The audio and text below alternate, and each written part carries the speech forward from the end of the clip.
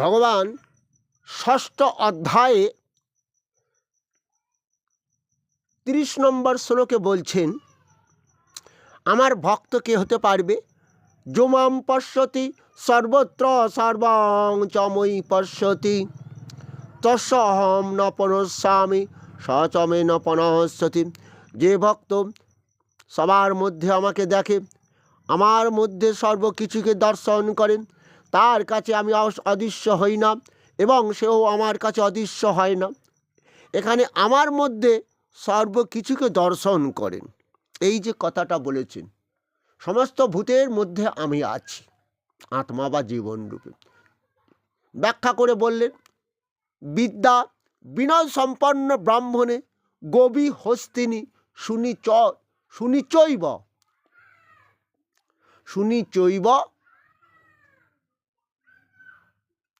শ্লোকটা আবার বলি, বিদ্যা বিনয় সম্পন্ন ব্রাহ্মণে গোবী হস্তিনী শুনিচৈব সপাকে চ পণ্ডিতা সমদর্শিন। সেই পণ্ডিত, সেই জ্ঞানী। বিদ্বান ব্রাহ্মণ বাড়িতে এলে তাকে যেমন আদর যত্ন করবে, সবাই করে, এটা দেখতে পাওয়া যাবে। কিন্তু একজন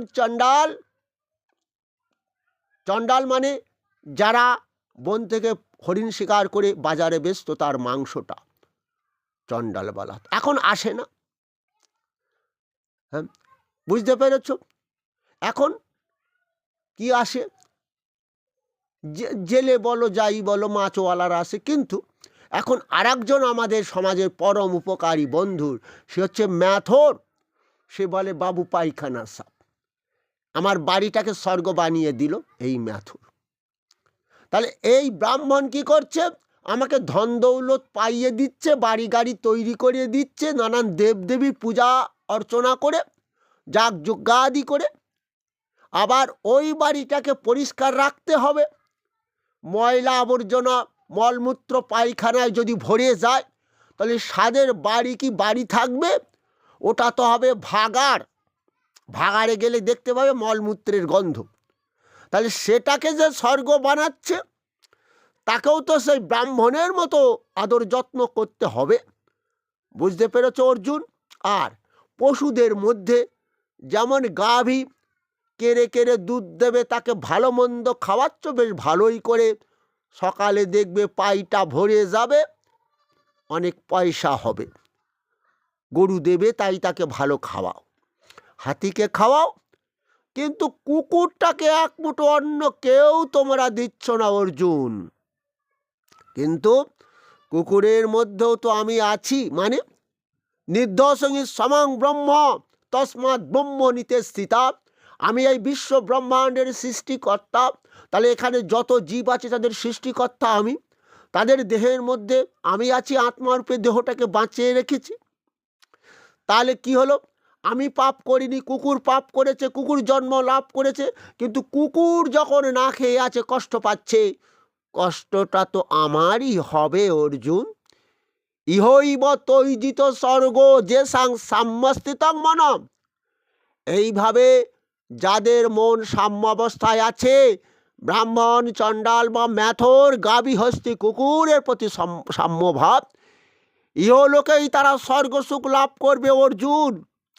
মৃত্যুর পর নয়, তুমি স্বর্গ তৈরি করো। তাই অর্জুনকে এই শ্লোকে বোঝাচ্ছে।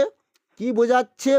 যে বলছে, আমার মধ্যে সর্বভূতকে যে ভক্ত দর্শন করছে, তার কাছে আমি অদৃশ্য হই না, তারই মধ্যে তো আমি থাকবো অর্জুন, পরম আত্মা রূপে।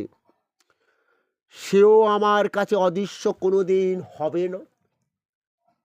বুঝতে পেরেছ?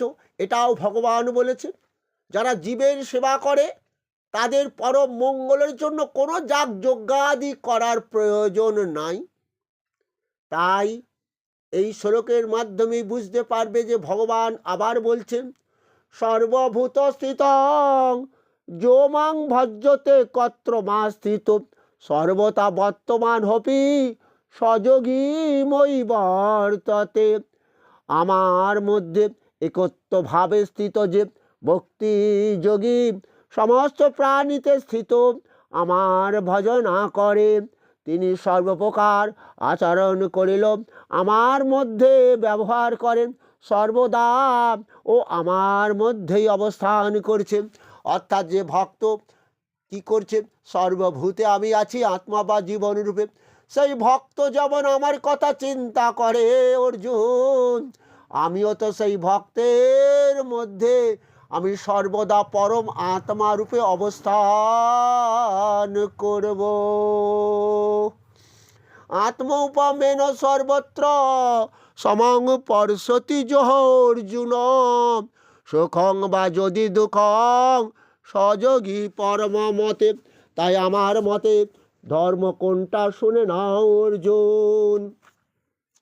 সবাইকে যারা আপন ভাবে কাউকে পর ভাবে না, সবাইকে আপন ভাবে যারা, কোনো কোনো প্রতিবেশী দেখা যাচ্ছে খুব কষ্ট পাচ্ছে, তাকে তার দুঃখ দূর করবার জন্য, প্রতিবেশী মানে শুধু মানুষ নয়, কুকুর, বিড়াল, শৃগাল, কাক, পক্ষু ডাকে না? কাকগুলো ডাকছে পেটের জ্বালায়, যে চিন্তা করছে, ওদের খিদে লেগেছে। হ্যাঁ বলো, তাহলে এই পশু পাখি সমস্ত কীট পতঙ্গের মধ্যেও তো আমি রয়েছি। তাই যে তারা আমার কথা চিন্তা করছে, তাই তাদের দুঃখ দূর করবার চেষ্টা করে যারা, তারাই তো আমার মতে শ্রেষ্ঠ যোগী। তাই তুমি অর্জুন যোগী হও, তাহলেই তো তুমি সহজে আমাকে লাভ করতে পারবে। বুঝতে পেরেছো?